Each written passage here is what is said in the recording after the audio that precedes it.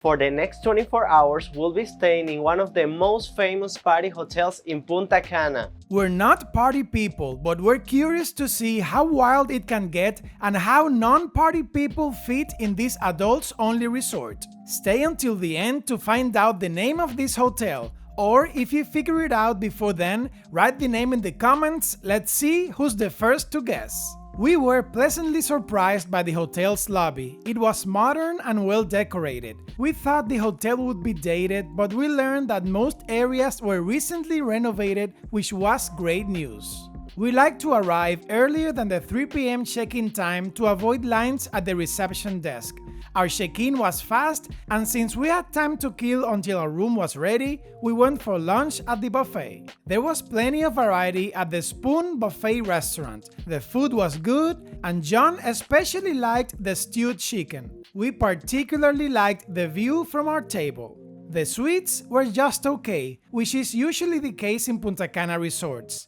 After lunch, we took a power nap in what looked like a giant nest. To jolt back to life, we had coffee from the nearby coffee shop. 2 macchiatos, or as we call them in the DR, cortaditos, did the trick. Our room was ready 15 minutes early. We got room 1374, far from the lobby but closer to the beach. Even though we were now expecting a fully renovated room, it exceeded our expectations, but more on this later. Since we're cool, we were invited to the pool party. Oh wait, everyone was invited? Never mind then. The smaller of the hotel's 2 pools had an inflatable obstacle course. This pool was jam-packed, loud music was playing, drinks were flying off the bar, and the entertainment team did a great job of getting everyone in a party mood. There was a competition to see who could beat the obstacle course faster, which was fun to watch mainly because of the many falls of people who had one drink too many.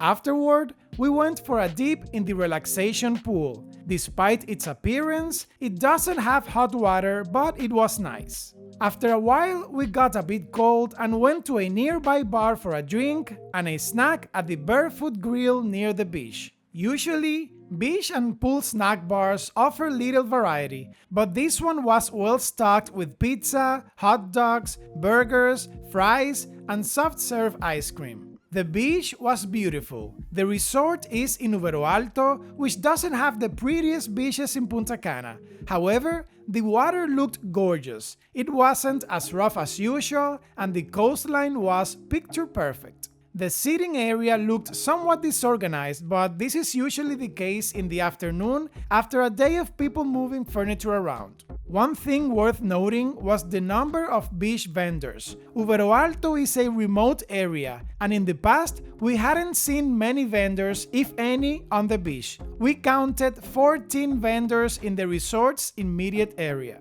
We used to tell people there were no vendors in Uvero Alto, but that's no longer true. Have you been able to guess which hotel we're staying in? Don't forget to leave your answer in the comments below.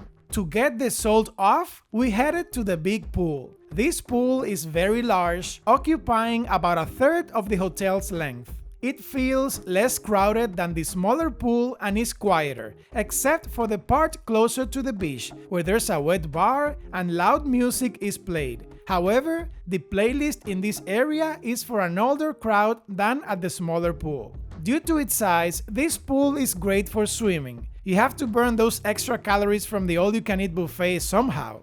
Have you ever considered moving to Punta Cana or buying property here as an investment? What if we told you there is a law that lets you do just that tax-free? To learn more, scan the QR code on the screen now or click the link in the description.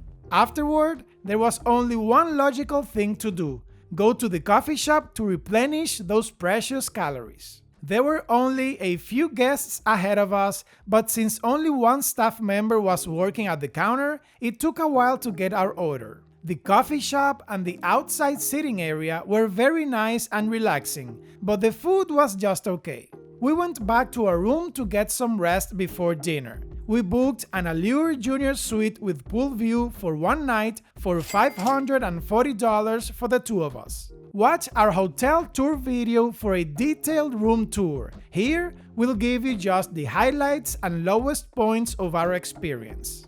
The room was spacious and well decorated. It felt modern and you could tell it had been recently renovated. The AC worked great, the beds were comfortable, and the TV was a good size and had good picture quality. It was perfect for watching Dr. Pimple Popper, our hotel stay's guilty pleasure. The mini fridge had a good variety of items, but we missed the more modern espresso coffee machine. Bathrobes and sleepers are always appreciated. The bathroom was big, modern, well illuminated, and the toilet was enclosed for more privacy.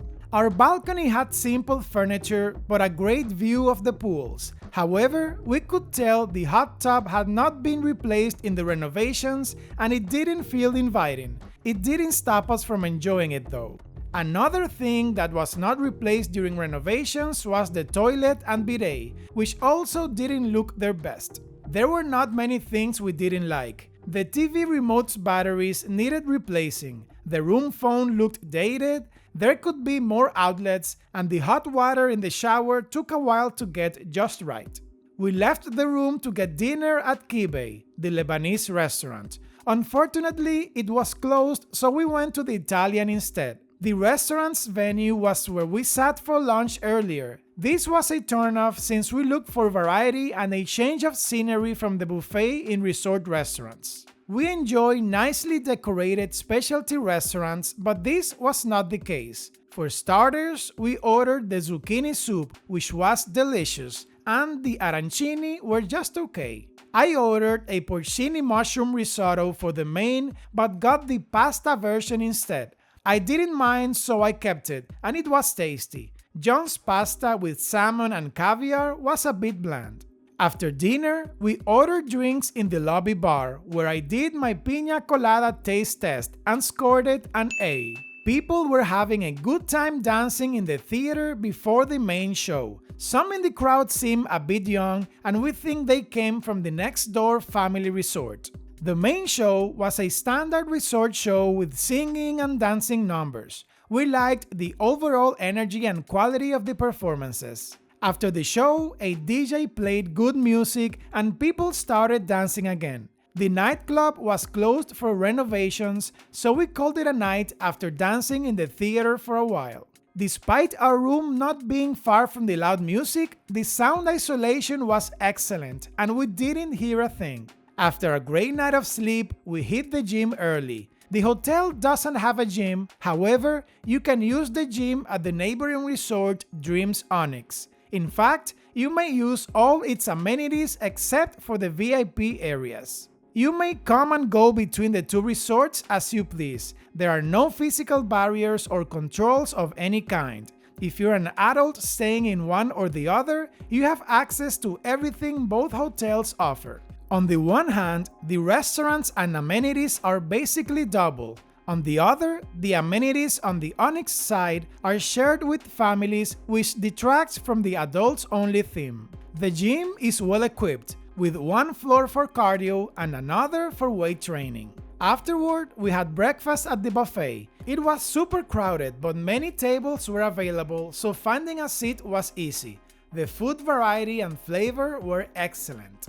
Now, the moment you've all been waiting for. The name of this resort is Breathless Punta Cana. We'll now give the Breathless an actual rated score. Value for the money. We stayed here during March and paid $540 for 2 people for one night. We scored 14 out of 20 in this category. Amenities, 15 out of 20. Food, 12 out of 15. Room, 14 out of 15. Beach, 7 out of 10. Service, 9 out of 10. Drinks, 4 out of 5. Entertainment, 5 out of 5. Neither John nor I give this hotel any extra credit points, for a total score of 80 out of a possible 110, and places 14th out of the 25 Punta Cana resorts we've visited. Now click the video on the left to see our review of the Dreams Onyx, which you can access when staying at the Breathless, or the video on the right for our full tour of all the areas and amenities of the Breathless Punta Cana.